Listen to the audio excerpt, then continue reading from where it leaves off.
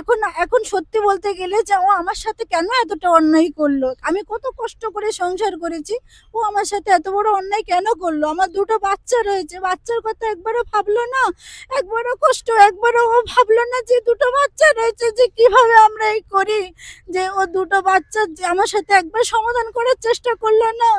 নমস্কার, India news 24 থেকে আমি শঙ্কর সাঁতরা রয়েছে আপনাদের সঙ্গে। তবে আজকে যে ঘটনাটা বলবো আপনাদের, আমার সঙ্গে রয়েছেন এক মহিলা, তার সঙ্গে কথা বলবো এবং আমি বেশি কিছু বলবো না, আপনাদেরকে অনুভব করতে হবে, জানতে হবে যে একজন মহিলার হঠাৎ করে মাথা থেকে ছাতাটা যদি সরে যায় তাহলে কি হতে পারে।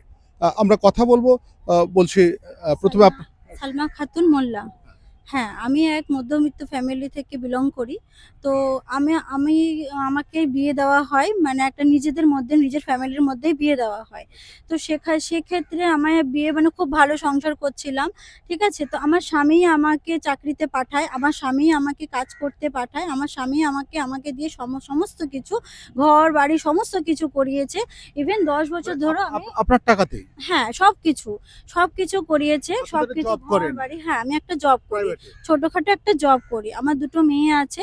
বর্তমানে ১০ বছর চাকরি হয়ে যাবার পরে যখন ও আমার মানে সবকিছু নিয়ে যখন ঘরবাড়ি করে নিয়েছে, এখন একটা ১৮ থেকে ১৯ বছরের মেয়ের পাল্লায় পড়ে আমার উপর খুব অত্যাচার করে। এটা কবে অত্যাচার থেকে শুরু হলো? এটা শুরু হয়েছে ২০২১ সাল থেকে।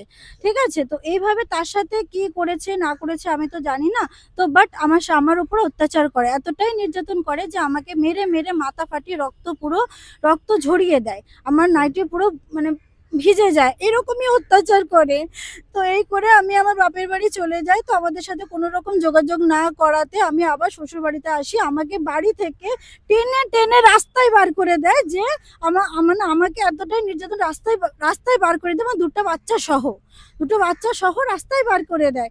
আবার আমি সবাইকে মানে সবার কাছে অন্যায় স্বীকার করে আবার বাড়িতে আসি। আপনি অন্যায় স্বীকার করলেন কেন? হ্যাঁ, কারণ ও বলতে চাইছে যে আমি নিজে থেকে চলে গেছি। আচ্ছা। কিন্তু ও যে বার করে দিয়েছে সেটা স্বীকার করছে না। শুধু স্বামীর ঘর করব বলে, স্বামীর সঙ্গে থাকবো বলে আমি আবার আসি। সেটা আমি আবার কতদিন ধরে এটা এরকম করেছেন? এরকম ২০২১ সাল থেকে এরকম চলছে। ঠিক আছে? এবার লাস্টে গিয়ে আমাকে চাকরিটা ছেড়ে দিতে হলো। চাকরিটা আমি ছেড়ে দিলাম। চাকরিটা ছেড়ে দিয়ে আমার পেটে বাচ্চা থাকা অবস্থায় আমাকে নির্যাতন এতটাই করেছে যে আমার গায়ের উপর উঠে গলা টিপে ধরেছিল।